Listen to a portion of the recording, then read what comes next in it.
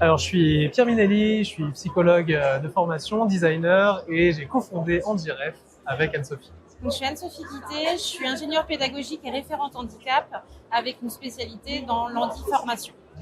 Alors, l'accessibilité, c'est quelque chose qu'on amène pour promouvoir la politique handicap de l'entreprise et dans le monde de la formation, c'est quelque chose qui doit rayonner et résonner puisqu'au final, les collaborateurs doivent avoir accès à ce contenu-là. Donc ça, c'est quelque chose qu'on prône énormément. Nous, on prône vraiment une réflexion anticipatoire, de se demander à quel point on va pouvoir créer du contenu, le mettre en forme, le mettre en ligne, et comment il est reçu par les apprenants.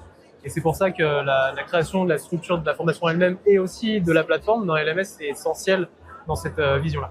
C'est ça, et l'inclusion, elle est pensée de façon globale, avec un parcours de A à Z, avec une politique de handicap adaptée, où quand on fait une politique de handicap, c'est pas que du maintien d'emploi, c'est pas de l'inclusion salariée, c'est aussi sur sa prestation pour de monter en compétences derrière.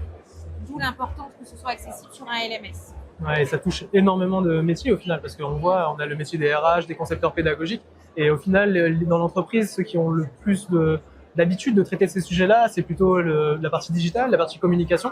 Et donc au final, ça crée du lien et des bonnes pratiques. Et nous, on essaye de faire que ces différentes entités, en fait, soient poreuses entre elles, et que les connaissances puissent s'appliquer à différents niveaux, et que l'expérience apprenant, l'expérience de l'employé, puisse être transverse du recrutement jusqu'à peut-être à un moment où il va quitter son entreprise, malheureusement, mais tout ce panel-là. Il y a une chose qui est hyper importante dans le LMS, c'est qu'on peut accéder à des barrières avec des outils qu'on va adapter à ses besoins.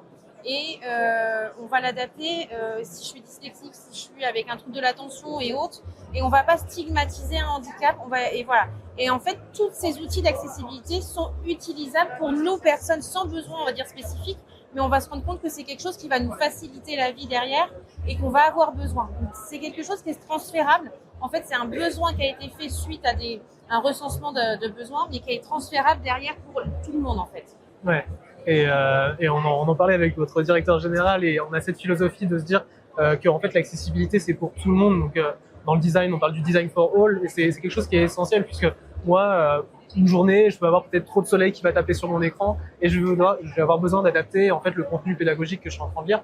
Donc cette réflexion, elle est importante à avoir puisque des personnes en situation de handicap qui vivent avec ça depuis très longtemps, ils ont des outils, ils sont appareillés. Et ce qui est bien avec Apollearn, c'est qu'on peut du coup amener cette surcouche d'outils sans détériorer l'expérience. Et à côté de ça, si on a des besoins d'adaptation, personnellement je suis dyslexique, et avoir un petit besoin d'adaptation parce que je commence à avoir une petite fatigue visuelle, cognitive, je peux l'effectuer quand j'en ai envie. Et pour autant, j'ai pas l'impression de me sentir forcément en situation de handicap ou stigmatisé. C'est la situation qui fait que là, aujourd'hui, j'ai besoin d'avoir cette petite adaptation-là.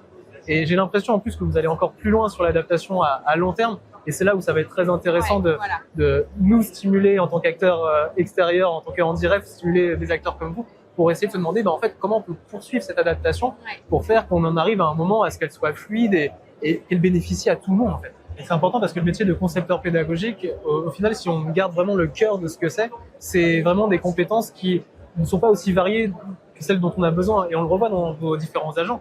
D'avoir un pro de l'accessibilité, une personne qui est plutôt là pour être traductrice ou une personne qui est plutôt dans la narration. En fait, c'est des compétences, on va dire, parallèles et qui vont faire qu'une expérience d'apprentissage, elle puisse vraiment couvrir l'ensemble de l'attractivité, l'intérêt et l'homogénéisation qu'on peut proposer. Donc, très content de voir qu'il fait partie de votre panel de lancement de ces agents. Il n'est pas stigmatisé et il va permettre d'amener comme ça un retour, une plus-value et que la personne puisse se dire ok, moi j'ai quelque chose, j'ai déjà toutes ces règles et autres, mais là lui il va m'aider à comprendre et reformuler des choses s'il y a besoin. Donc il y a vraiment quelqu'un en support en plus malgré que ce soit derrière caché par de l'IA. Et il y a vraiment une réflexion humaine derrière.